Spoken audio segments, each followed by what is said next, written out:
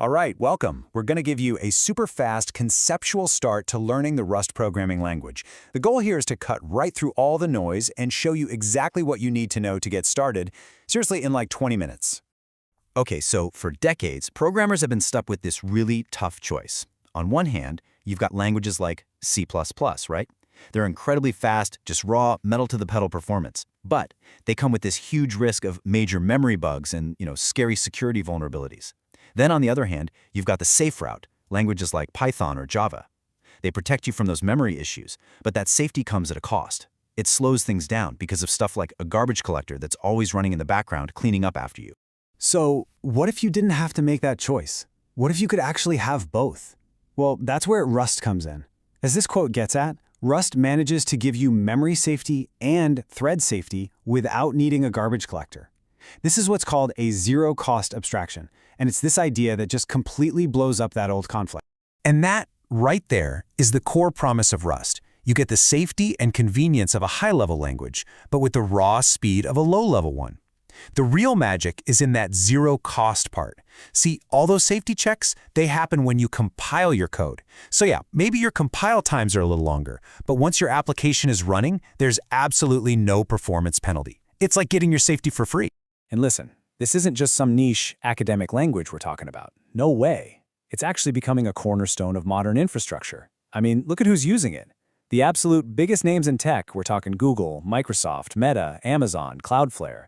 They're all jumping on the Rust train to build faster, more secure systems and to slash those critical security bugs. Okay, now before you go any further, just a quick and really important clarification. When you go to Google Rust tutorial, if you start seeing tips on base building, how to survive raids, or where to find the best loot, you're looking at the wrong Rust. We're here to talk about the programming language with its borrow checker and cargo system, not the survival game. Just wanted to get that out of the way. All right, let's switch gears and get practical. It's time to talk about getting your toolkit set up, and you'll be surprised at how fast it is. So when you install Rust, you don't just get a compiler. You get this whole incredible toolchain right out of the box. First, you have rustup, which is awesome for managing different versions of Rust. Then you've got rustc, that's the compiler, the brain of the operation, and my personal favorite, cargo. Cargo is your package manager and build system, and trust me, it handles just about everything else for you. It's fantastic. And I mean, look how simple this is to actually get going. It's literally 3 steps. You run one command in your terminal to install the whole toolchain, then you use cargo to create a new project. Boom, done. And finally, one more cargo command to build and run your code. That's it. You're up and running. So that brings up the big question, right? How in the world does Rust pull off this amazing memory safety without a garbage collector slowing things down? Well, it all boils down to one single core concept. And I'm going to be honest, this is the biggest idea you need to wrap your head around, and it's usually the toughest part for newcomers. So what is this secret sauce? It's a concept called ownership. This is the single most important thing in Rust. So let's take a quick look at how it works. Okay, so what is ownership? At its heart, it's just a set of rules, very strict rules, that the compiler checks to manage how your program uses memory. Now, the revolutionary part is when it checks them. It's all done at compile time, before your program even gets a chance to run. That's the key. All right, let's go through the rules. The first law of ownership is super simple, but it has huge implications. Every single value in Rust has a variable that is its one and only owner. The second law logically follows from that. There can only be one owner at a time. So, when you assign data from one variable to another, ownership is literally moved. The first variable can't be used anymore. It's like handing a physical object to someone. You don't have it anymore. The simple rule just wipes out a whole category of nasty bugs, like double free errors that can cause your program to crash. And finally, the third law, the cleanup.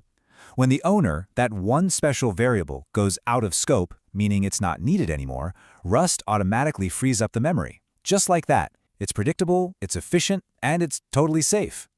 Okay, so you're probably thinking, if there's only one owner, how do I actually use my data in different parts of my program? Great question. The answer is you borrow it. And the rules for borrowing are brilliant. Think of it like a library book. You could have tons of people reading the book at the same time, right? Those are immutable borrows.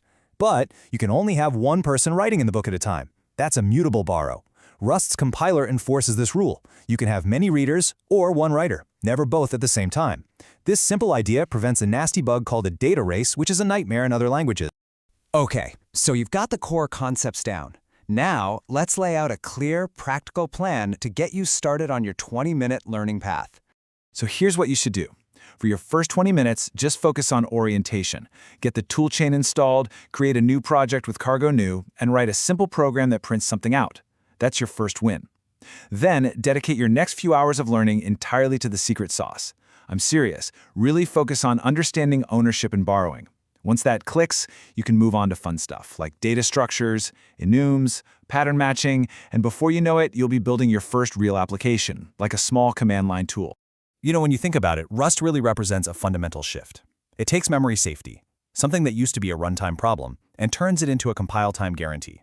It basically empowers you to build software that is more reliable, more efficient, and way more secure, all without having to compromise. So really, the question isn't just if you're ready to write fast and safe code, it's what amazing things are you going to build with it.